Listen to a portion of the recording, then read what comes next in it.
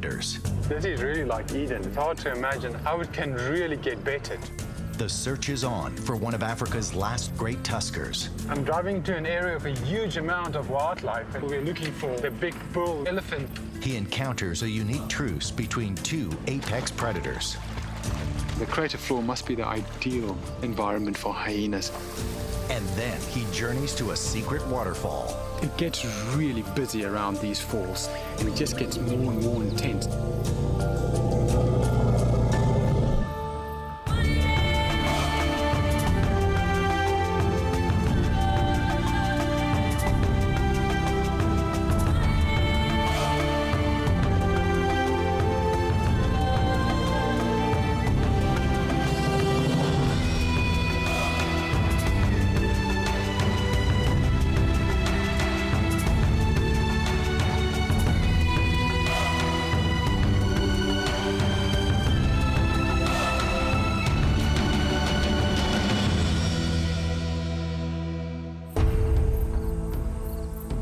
A spectacular wildlife ecosystem is not something that happens by chance.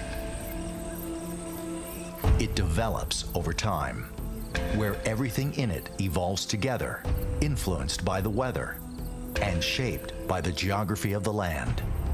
When these two elements work in harmony, the results can be spectacular. One of the best examples of this is in northern Tanzania. It has been called one of the greatest natural wonders on Earth. This is Ngorongoro. The Ngorongoro Highlands is a series of extinct volcanoes that once stood as high as Mount Kilimanjaro.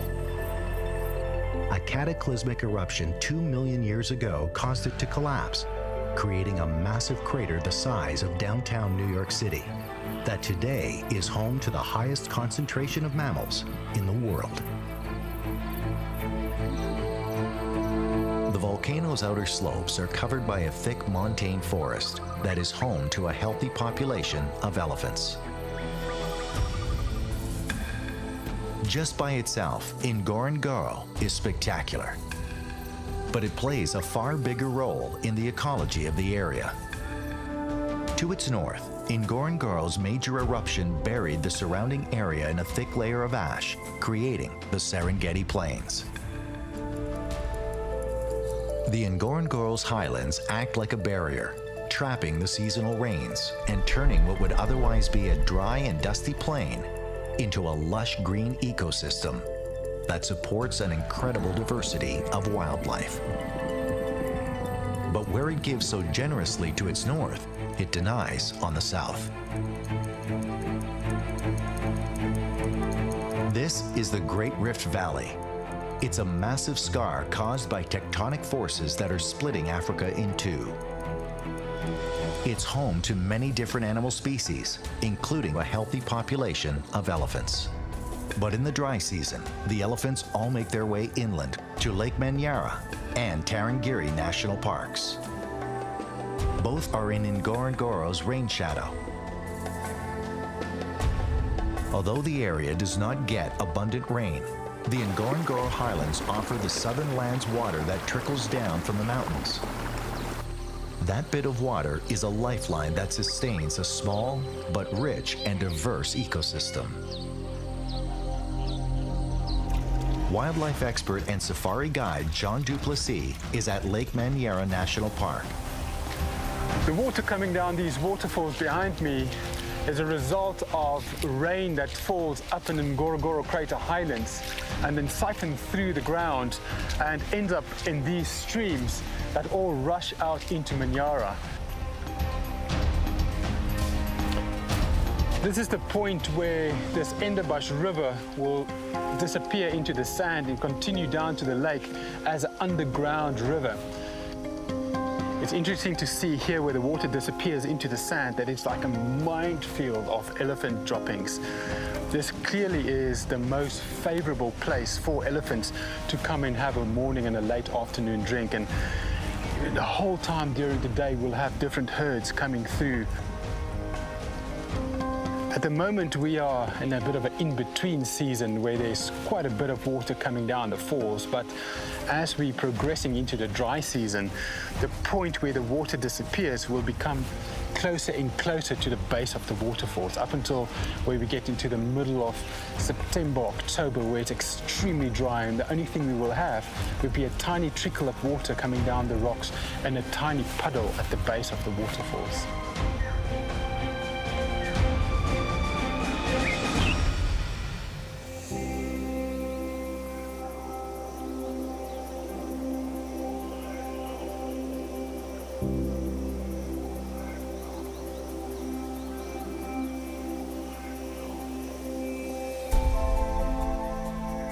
It's now September and well into the dry season.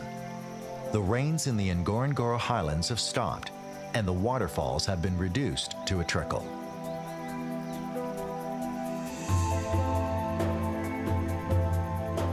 Lake Manyara is beginning to dry up. Those falls become very important to wildlife in the park.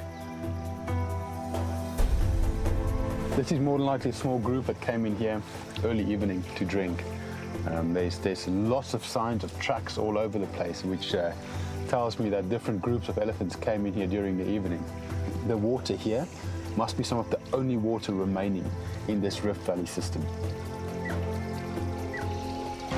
It gets really busy around these falls towards sunset, and where you have herds from all across this area meeting here, and elephants don't generally do well with such a large congregation of different family groups. There's a lot of tension and stress, and it just gets more and more intense as the season gets dry. It can create quite a stressful situation for elephants. It's very loud, very sensory.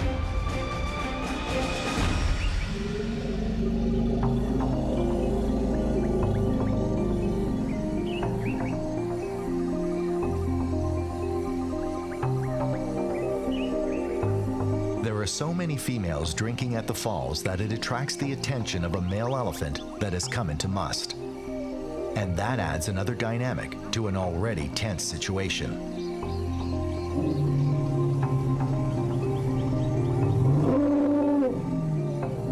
Must is a periodic condition that signals the elephant's intent to mate. Their behavior becomes erratic, even dangerous.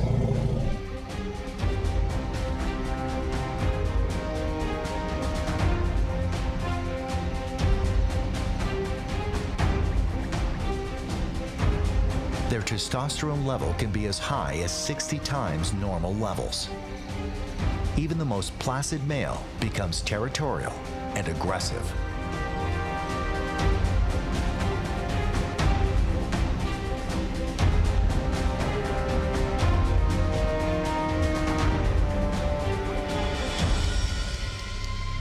Judging from his size, this elephant is about 40 years old. He's big enough to do more than a bit of damage if he's provoked. In elephants, the must phase doesn't make him more attractive to females. In fact, because of the aggression, the mom and baby decide to leave. It's just too dangerous to hang around. After a bit of showboating, he realizes the females are only interested in a drink. So he heads downriver in search of another group.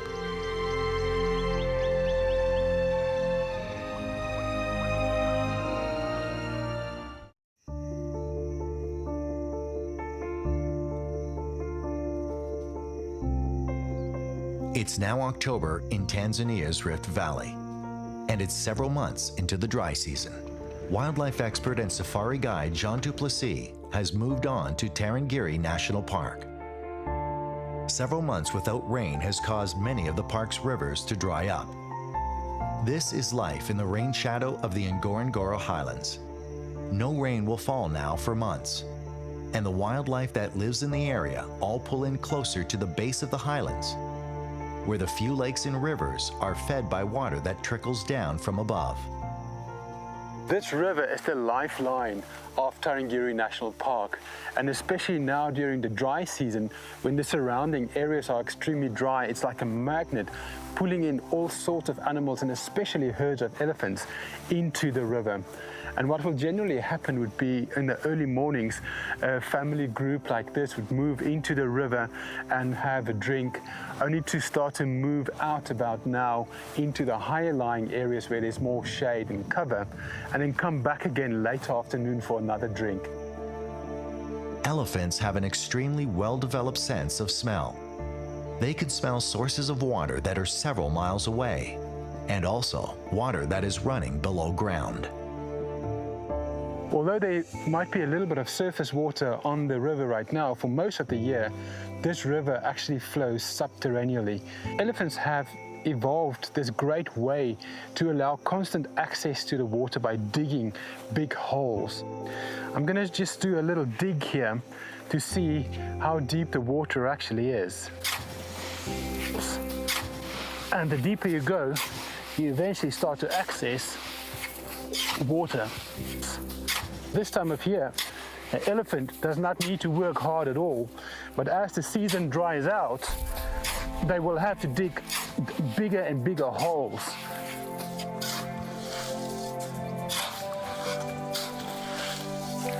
And then as other animals come, like zebras, the sides will fall in and it will become larger and larger. So eventually to have quite a nice pond. And the water is a little bit dusty now, but in a few minutes, this water, the dust will settle and it will be very clear.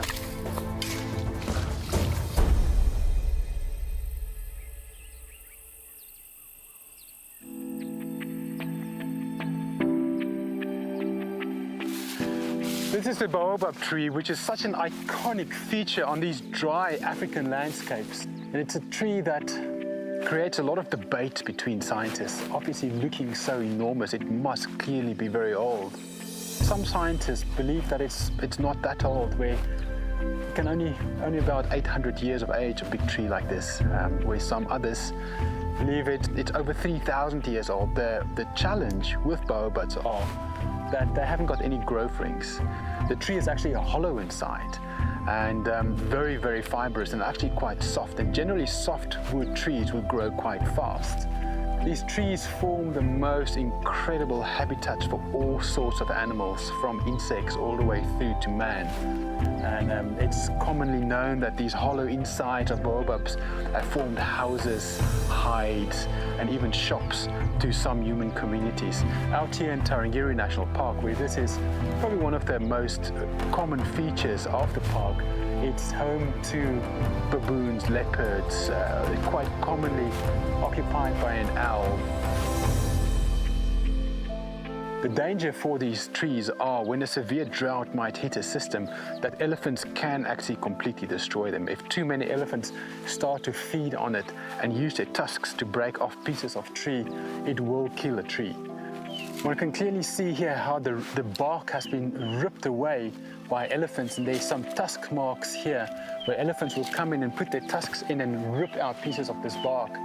Almost all other trees, when the bark is stripped completely around the tree, will die because nutrients cannot move up and down anymore. But baobabs are completely different, where it's not dependent on an outside bark.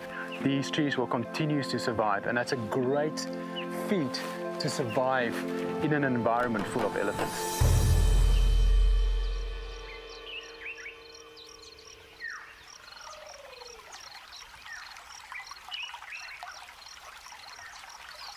Serengeti's main river flows from the highlands, snaking its way through the park, ending in a series of swamps. I'm coming up onto Silali Swamps, which is one of the largest wetland systems in this greater Serengeti ecosystem, and the last refuge for family groups of elephants during these extreme dry seasons. And as I'm driving up on it, I can see various groups all scattered through the swamp, and as the system dries out, those numbers of elephants will just increase. Jean's trips to the swamp come to a full halt when he sees an irresistible baby elephant.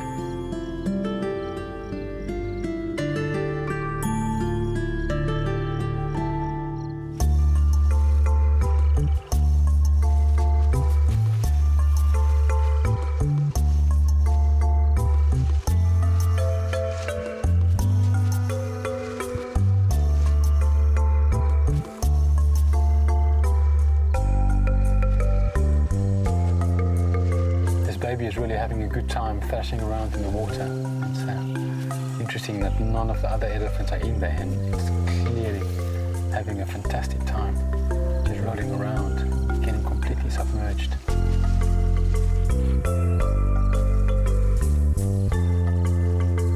It's a really young baby, younger than a year, and it's just having an absolute ball.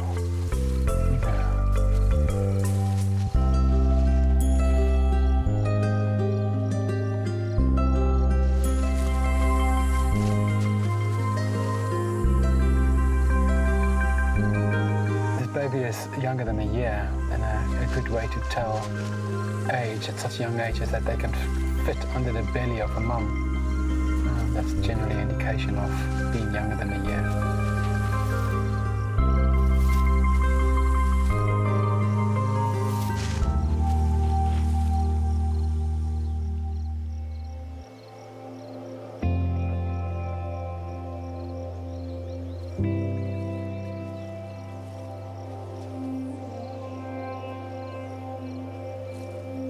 This is really amazing all around me, where there's herds of elephants everywhere, little family groups here. There's a group of 50 right around me, and then all the way through the swamp, there's tiny family groups just making the swamp full of elephants. And the younger ones are much more to the shoreline where it's not so deep, but all the way into the center of the swamp, one can see big males standing, and the only thing we can see of them are the ears flapping.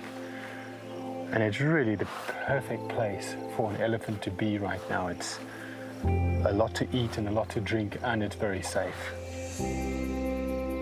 One thing about Tanzania, it's just fantastic, is that you've got these endless corridors of especially animals like elephants that can move fairly undisturbed from areas as far as Ngorongoro Crater, coming through those montane forests into Lake Manyara, and then can follow a corridor around Lake Manyara all the way into Tarangire. So, in effect, the old bull could have really been born thousands of kilometers from here, and slowly through his lifetime made his way across and through these different corridors to end up in a place like this.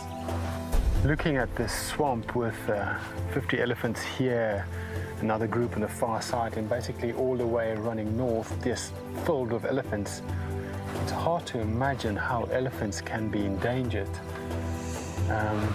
But the success of a species is really determined by the availability of an habitat during the dry season. Of course, there's a lot of areas for these elephants to go to when it's wet, but it's the protection of these areas that can give them, or can guarantee them, survival during the dry seasons. That is very important to look after, and it's these microcosms such as Salali swamps, the crater floor, Serengeti plains, where elephants have a safe haven to go to when conditions get too harsh outside of parks. And harsh can mean many things. You know, in this case it's dry, no water, but as human populations expand and it becomes harder for elephants to find that safe refuge, this will be where it is into the future.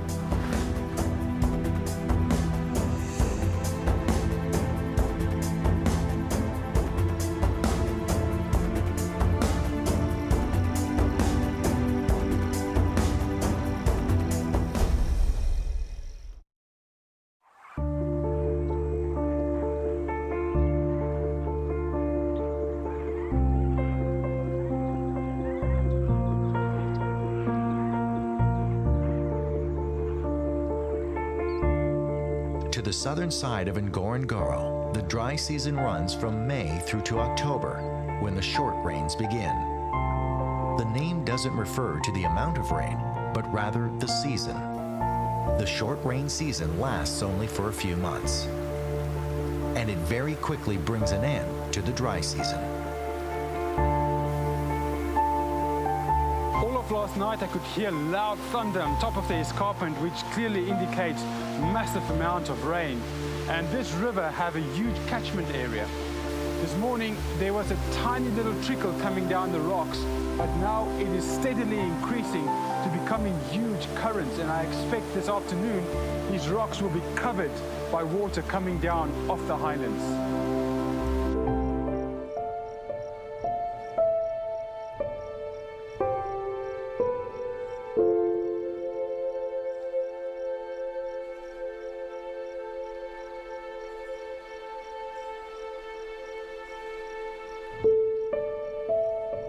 After the pools at the base of the river fill, water begins to flow.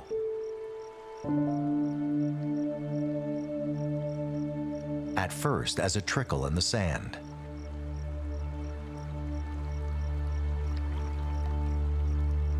As the water from the highlands begins to collect in the tributaries, the river suddenly swells, and within an hour, huge torrents of water arrive at the falls.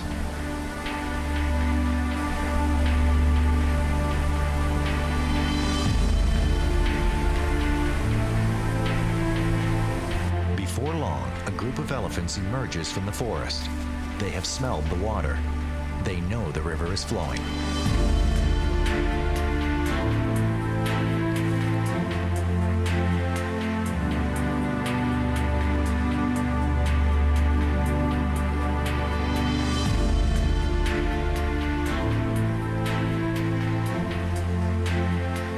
It's been a long dry season for these elephants.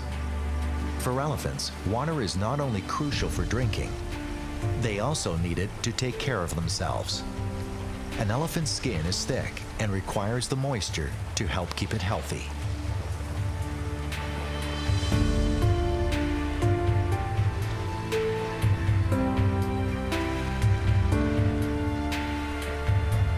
I'm sitting in our Manyara camp, and this large group of elephants came down to drink at the river.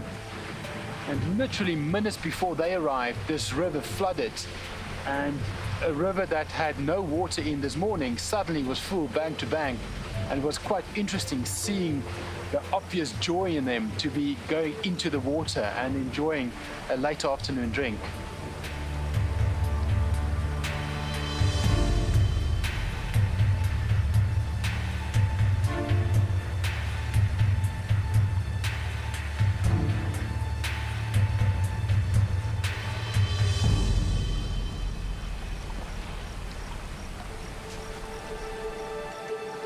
As the water flows, it rejuvenates the land, the trees, and forests that so many other species depend on. This Endofbush River is by far the largest river flowing into Lake Manyara.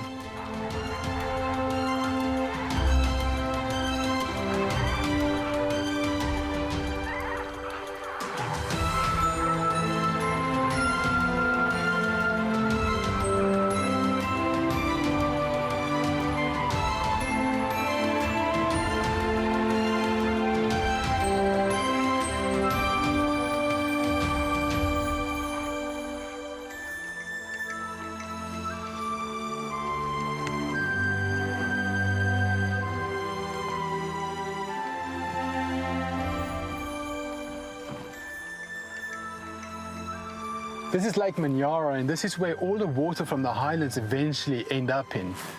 This is a really old lake, estimated about 3 million years old, and it used to be at least 5 times the size of what it is today. There's no outlet out of Manyara, making it very, very alkaline, very soda, the perfect environment for blue-green algae to live in, which becomes the food of these lesser flamingos. Every night, a female with an egg that's nesting in Lake Natron, that's about 100 kilometers north from here, will fly back there to feed her chicks. But in the morning, they will fly back here to come and feed. The species' prime source of food is blue-green algae that only grows in very alkaline lakes. Flamingos have filaments that hang from their beaks, and as they go along the water, the filaments filter out bacteria. The bacteria is what gives flamingos their distinct coloration. Right now the flamingos are quite far off into the lake, so I'm going to try and take a canoe and get a bit closer to them. However, this lake is very shallow, and I might have to push the canoe quite a bit before it will float.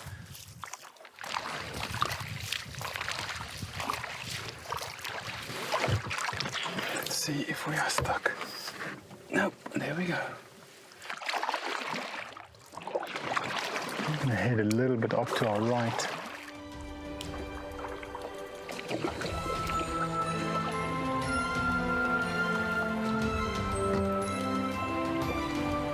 Getting a little bit closer to these flamingos now. You can see that they've been sitting here in the middle of the lake for the whole day, so their wings are stiff, and they're definitely seeing me, and they're starting to spread their wings out and getting it ready to fly if they have to. But it's interesting for me that they are all in a band here. Maybe there's a soil change where you will find more blue-green algae. So we're just slowly drifting in. They are looking at us into the sun, so we might be able to get slightly closer than what we would being on the other side. They're getting a little bit nervous of us coming closer. These are the lesser flamingos. Their name refers to their size. They're the smallest of the species, but even still have an impressive wingspan.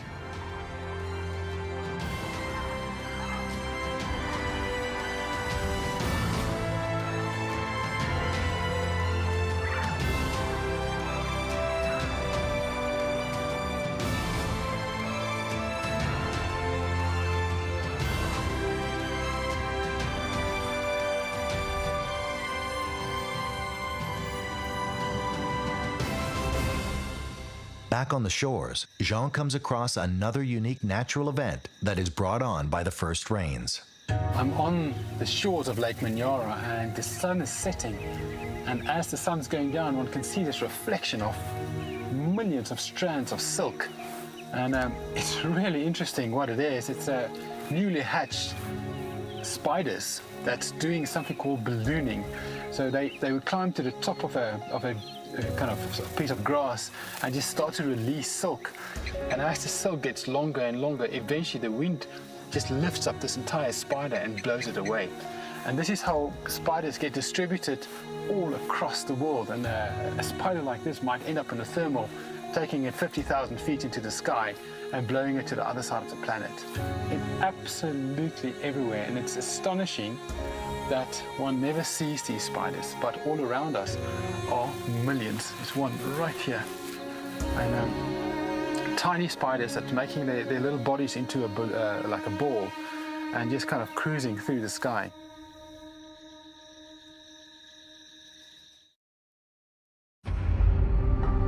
Wildlife expert and safari guide Jean Duplessis has arrived at the Ngorongoro crater. It's a spectacular volcanic caldera that was created over 2 million years ago, when the Ngorongoro volcano erupted so violently that it collapsed into itself, forming a perfectly symmetrical crater the size of Manhattan. Today, the crater floor is home to the highest concentration of wildlife in Africa, including all of Africa's most iconic animals, like lion and hyena. It's also home to a number of Africa's last big tusked elephants. The big tuskers are older males drawn to the crater floor's many swamps. There is one elephant in particular that is of interest to Jean. The word is that an old male with magnificent tusks has not been seen in a while, and there are concerns that he might have died.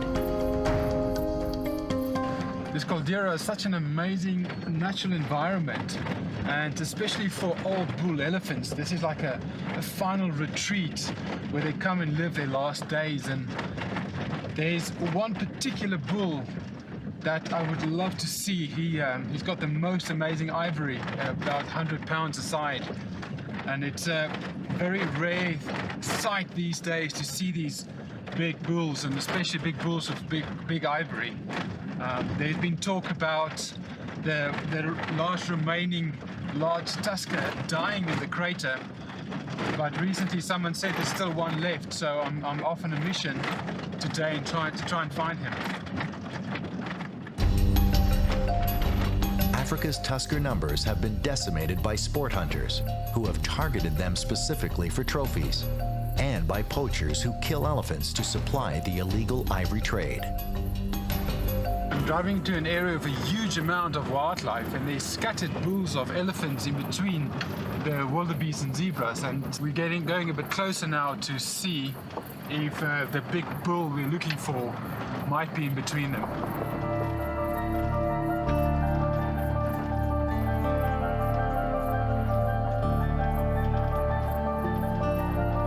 I'm gonna have a look at this group of bulls ahead. There's 5 or 6 over here, but quite a few more groups off in the distance, and then some scattered lone males as well. So I'll pull up here and start to scan them a bit, because the best way to see them is to just stop and take your time and look through it.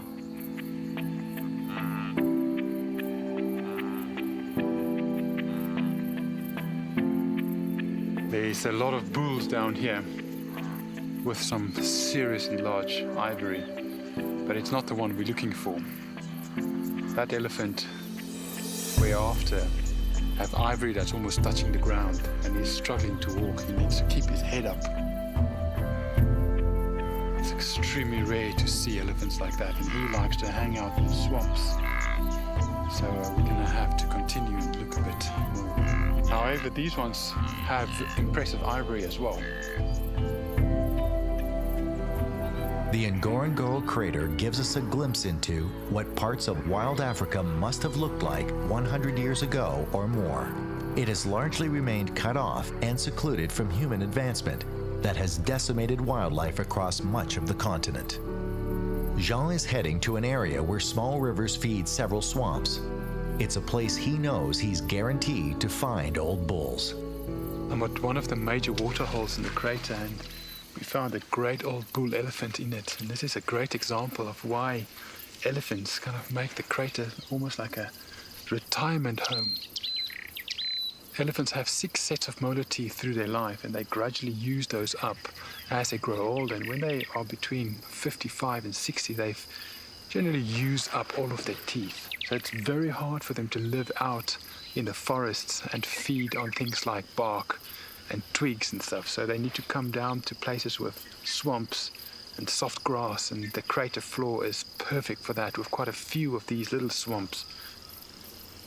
Yeah, this guy's having a good old time feeding on some of this water lettuce. You know, it's sad though that this is where elephants start to decline. Feeding on greenery like this does not sustain these huge bodies, so elephants slowly decline from here. And that's where the term elephant graveyards come from, because generally elephants would die in swampy areas like this. And this morning we've already seen a huge amount of male elephants on the floor, and I think that number is increasing the whole time as there's males on the rim, of course, that's getting older. Ngorongoro has resisted attempts to change it. At the turn of the century, German settlers tried to colonize the area and cultivate the crater floor. They tried to clear the area of all its wildlife, but it was a losing battle, and they gave up and moved out. Ironically, it was because of sport hunting that the area ultimately won its conservation status. It became a protected area in the 1920s as part of the Serengeti Game Reserve. Now its healthy population of animals living their natural lives is bringing in tourists. Some feel that tourists coming through in vehicles is an environmental problem in the making. You know, and who said the crater is overrun and spoiled? Anything that is overrun with is animals. Here in this plain in front of me must be 30,000 animals of 15 different species. Quite an incredible sight. There's very few places in the world where one can witness something like this. Night is starting to fall. Aside from the park rangers, no one is allowed on the crater floor. So Jean will make his way back up to spend the night at La Mola Camp on the crater rim.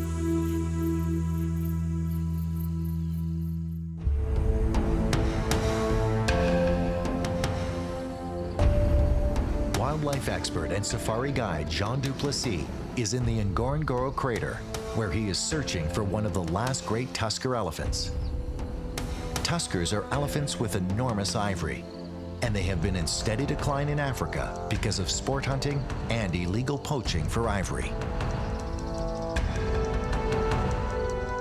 He is searching for one particular male, a legendary old and rare elephant with tusks so huge it has difficulty lifting its head when walking. The elephant has not been seen in some time, and no one knows if it has moved away from the crater floor or if the great tusker has died. It's day 2 for Jean's search, and he is out early.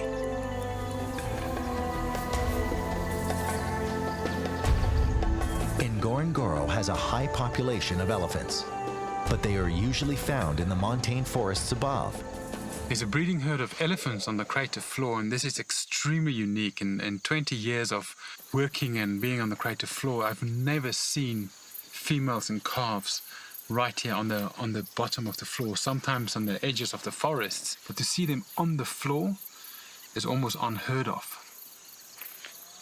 They are very nervous. They are running from side to side, and any vehicle starting up and any new noise obviously scares them and they change direction.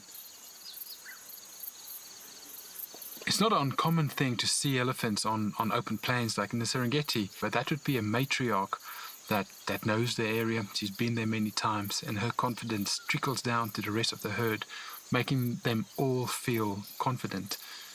This is completely the opposite, where they are all nervous. They all have their trunks up the whole time, smelling, trying to take in new scents. This matriarch has never been here. This is going to be a tough day for them, and I hope they eventually find their way to the west of the crater where there's a nice forest with fever trees. So at the moment they're still out on the plains. They've calmed down a little bit, and I think they're also really tired. Jean will keep an eye on this group. Hopefully they will find their way out. Jean decides to move to higher ground, where he has a better vantage point and can scout for the tusker. On his way, he comes across a pride of lions. Like most animals in the crater, there is unique behavior here among predators. An average lion pride's home range in the Serengeti is comparable to a large urban city, but that's not possible here in the confined area of the Ngorongoro. There have been as many as 6 prides at one time within the crater. And by the look of these two, they will add to those numbers. It seems like there's 2 mating pairs in this pride of lions, and it's interesting looking at this pride here. I am not seeing any cubs. So it is possible that a takeover happened here fairly recently.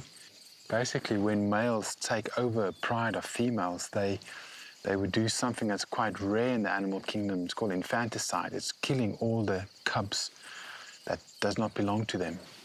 And by doing that, they ensure that they will mate with these females and raise their own litter.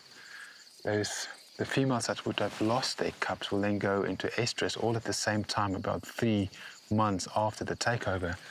So the males will mate with them. So generally, all the cubs inside a pride will be the same age. Unlike the Serengeti, where lion territories and territorial males change often, shaking up the gene pool, the crater population has remained static, which has led to problems at times. Inbreeding has weakened the genetics of the population. Lions have an interesting hierarchy. The females do a lot of the hunting and raise the cubs. Once the cubs are born, it's the male's job to keep the prides intact by defending against roaming or nomadic males. If the dominant males lose or are killed, the nomadic males take over the pride and kill all of the cubs. So Mother Nature has come up with a unique solution. Quite hard for females to conceive. Reason being is that so many males might come through and try and mate with them. Sometimes this pride of males will be with another pride of females that they are dominant over. And if a female hears an estrus and there's a nomadic male that comes through, he can get quite aggressive and they will actually mate with him, but they will not fall pregnant. So when the actual dominant males mate with them, they need to do that and mate about every 20 minutes for 5 days. It's estimated that there's about 1,500 copulations for every cub that reach 1 year old. The number of predators an area can support is directly related to the amount of available prey. Unlike the Serengeti, where much of the prey species migrate through a predator's territory for a short period, in the crater, the populations are resident and fluctuate very little. That makes for a more stable food source. Because of the high number of animals, the crater floor can support a large variety of carnivores. There's a really nice pack of hyenas over there.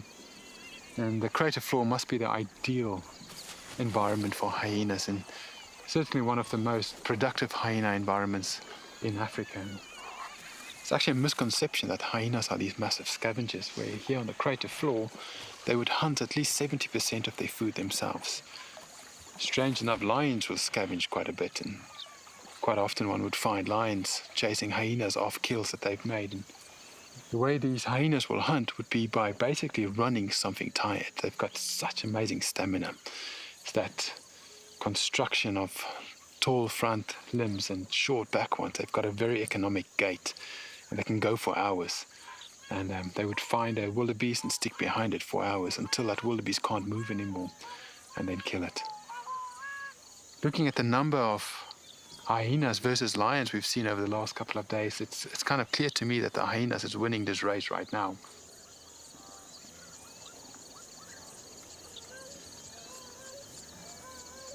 There's a really nice group of hyenas here with a lot of young pups. It's pups of different sizes and ages, and there's 2 females. It's probably from the 2 of them. Within a hyena clan, there's a lot of jealousy and competition because of a hierarchy. The pups of the dominant female or the alpha female will always be under attack by lower ranking hyenas and their pups. Hyenas also have extremely rich milk, so that enables a mother to go off and hunt, feed, and potentially stay out there for a night or 2 before she will come back and feed her cubs, and the cubs will survive just on the milk that they drank before. This female off here to my right is a little bit bloody. She might have been in a fight, or they might have made a kill last night.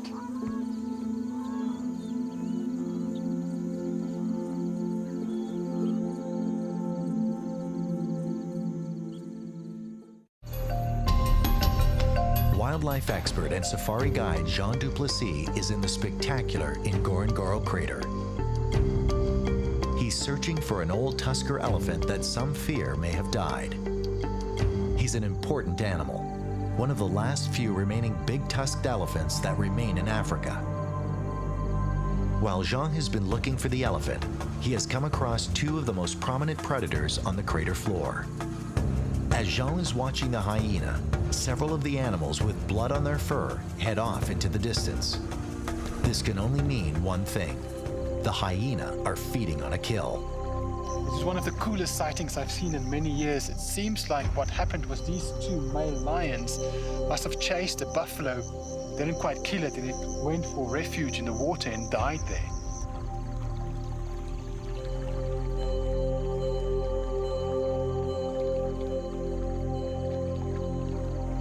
And these hyenas must have seen what was going on, and now they are literally diving under the water, completely submerged, to take mouthfuls of meat. These 2 male lions are just lying on the edge. basically looking at their food, going for the hyenas. Lions and hyenas. Normally, the two species battle over food and often steals each other's kills. But Jean finds the two species showing some unusual tolerance for one another.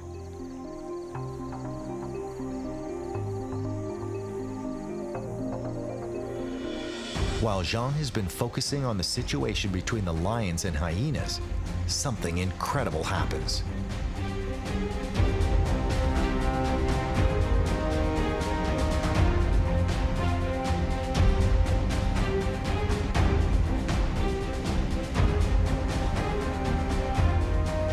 Elephant we've been looking for the last couple of days just walked right through the scene.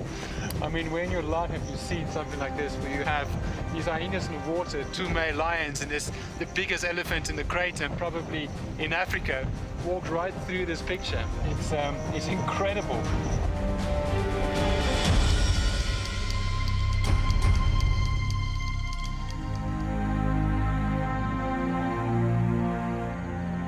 The most amazing tusks. This must be one of the largest elephants remaining in Africa, and especially the size of his tusks.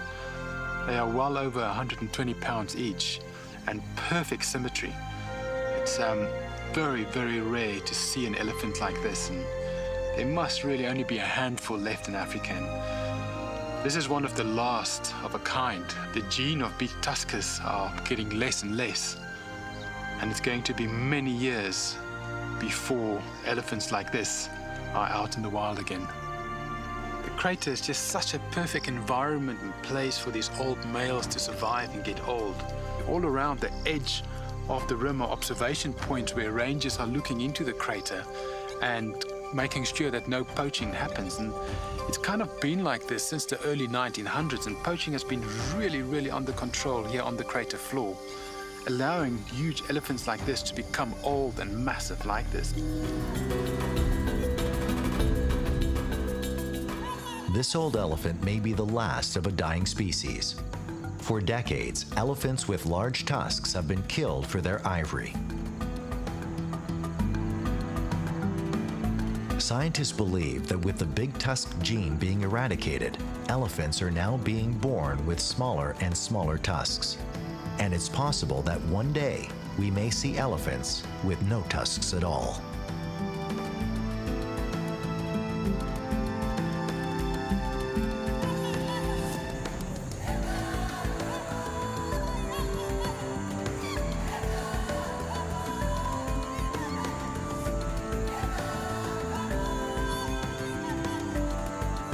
For now, though the Ngorongoro crater, formed more than 2 million years ago, remains a refuge for the old tuskers and their offspring, its geology has made a barrier that has allowed animal species to survive and thrive, giving us a glimpse of what Africa may have looked like if human populations had not moved in and demanded greater and greater resources, putting its own survival ahead of these truly magnificent species.